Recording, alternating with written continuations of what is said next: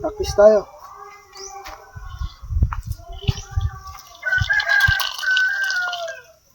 8mm mud ball.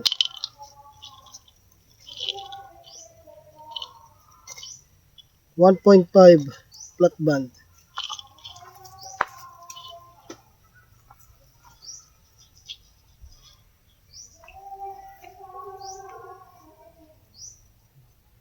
Layo 7 meters.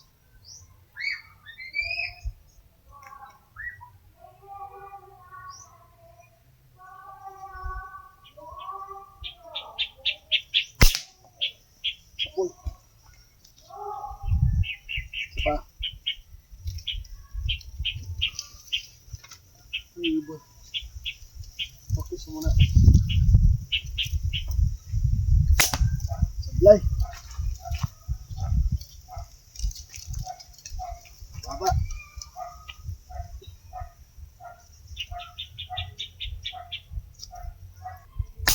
Yun.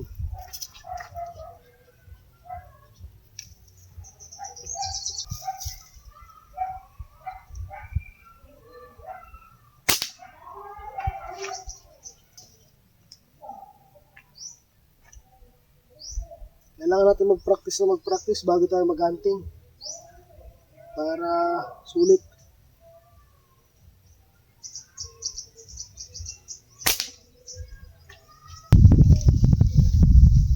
Hirap patamahin. Hindi tayo pwede mag-hunt ng ganito. Dapat gumaling pa tayo. Yun. Dahil sa sobrang kunat niyang hilahin, medyo nanginginig yung kamay natin, tapos may recoil din siya. Hindi katulad ng .75 na talaga malambot. Ito kasi 1.5 talaga medyo makunat.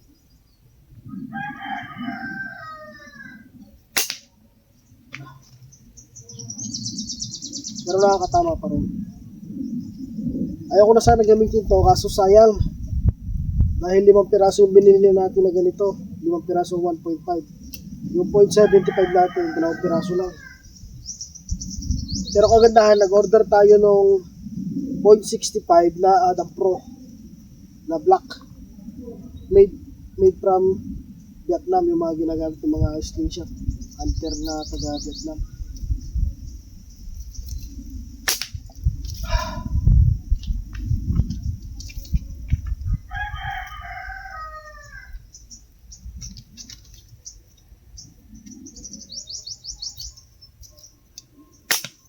Baba. Maraming ibon dito sa taas, kaso sayang, hindi natin matatamaan kapag hindi natin magamay itong 1.8 ay 1.5.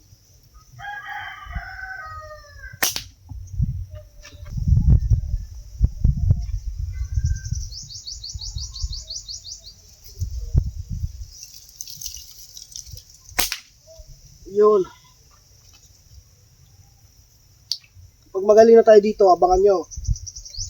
Mag-upload tayo ng mga hunting natin. Dahil dito sa Pilipinas, bibihira pa lang yung gumagawa noon. Merong isang gumagawa, kaso tumigil na 1 year ago. Si Marky TV ata yun. Basta. Siya pa lang yung Filipino vlogger na napanood ko na nag-hunting gamit yung slingshot. Karamihan na hunter, ginagamit airgun. Pero tayo, wala tayo pang airgun eh. Saka small game lang kaya.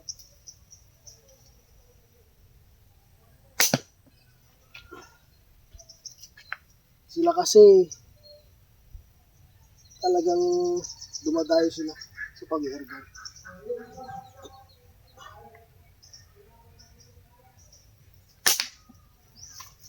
Cool.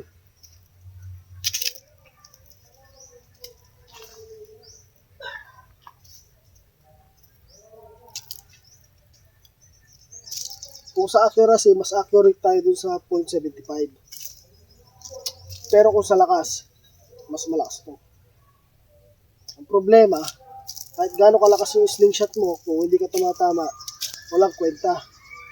Kaysa dun sa .75, At di ganun kalakas, kung tumatama ka naman consistent, mas maganda yun. Nasasaya lang ako dito kaya ginagamit natin for target practice.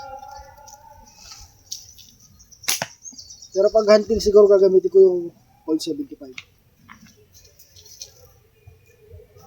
Sayang kasi to. Hindi natin gagamitin.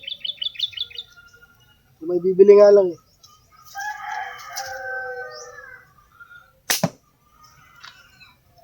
Kung may bibili nitong 1.5 na budget natin, benta ko na lang.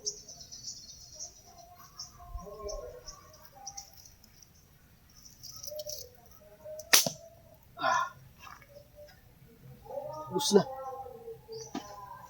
So mga pare ko, susunod ulit.